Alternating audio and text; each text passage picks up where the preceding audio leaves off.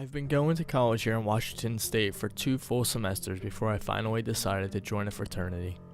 I'm not a party animal or anything, but the stories I'd heard about a particular fraternity's parties were enough to convince me that I had to do whatever it took to join it. Initiation week was exactly what you would expect. They made us stay out for several nights in a row, eat some roll sardines, stuff like that. The crowning moment of initiation was that each initiate had to spend a night in the so-called Murder Forest, just outside the city. This forest is famous in our area for being haunted. Apparently, several serial killer victims were found there. And on top of that, people hear weird sounds sometimes. Still, lots of places have local legends, and I figured that the stories had been exaggerated to enhance our hazing experience. So, the 6 other initiates and I hopped into our vans and were driven to the edge of the forest. One of the older members told us that we should walk for about an hour along the path and that we'd find a campsite where we could spend the night. Each of us was carrying a backpack with a sleeping bag and a tarp to lay on. I had been walking with the other guys in the group for 45 minutes until an idea crossed my mind. The rules we'd been given said we had to spend the night in the forest, not that we had to spend the night in a particular area. They wanted us at that campsite so they could come in during the night and mess with us. I had no doubt. So I decided to set off into the woods by myself to avoid the hassle that sleeping in a designated campsite would bring. I congratulated myself on my smarts, thinking I had avoided any trouble. I was wrong. I walked for another 15 minutes or so by myself, lighting my way with the flashlight. I recorded some footage of me walking through the forest, which you can see now. I found a nice secluded spot with a clearing.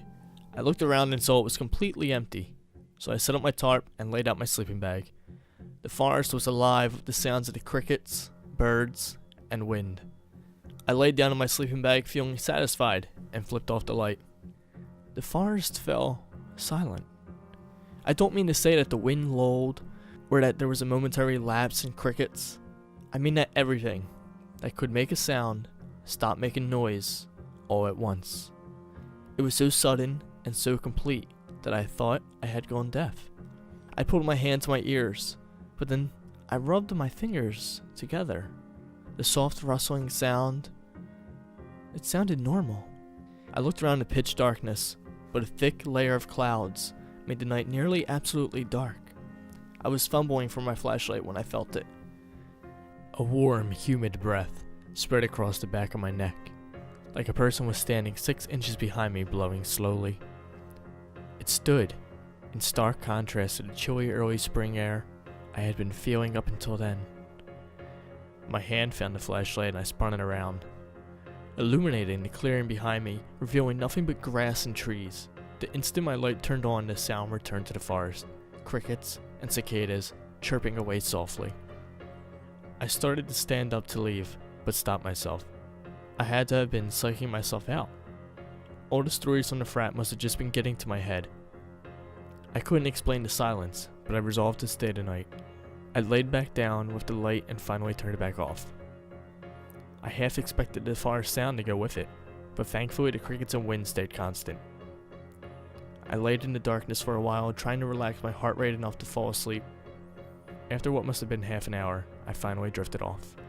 I don't know how much time passed, but I was woken up by a new sound. It was the sound of rhythmic, heavy breathing, occasionally broken up by mumbling.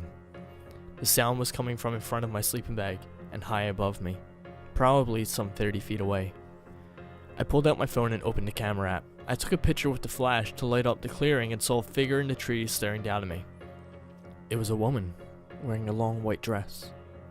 She had long black hair that covered her face too, and her face. It looked like the skin had worn through in places. She was staring down at me. The image from the flash was burned into my mind. I kicked out of my sleeping bag and started running away through the forest on my bare feet. I couldn't hear motion behind me, but I didn't stop running until I reached the edge of the forest where I got cell service. I grilled the members of the fraternity after I got back, but they each swore that they had nothing to do with it. I had been right about them scaring the other members of the group, but they had just used air horns and guns with blanks to scare them while they slept. I guess it's possible they were behind it all, but I can't see how they could have made the forest silent or breathed on the back of my neck when not even the other initiates knew where I was. And that woman was not something fraternity members could have created. If I find anything else out, I'll let you know.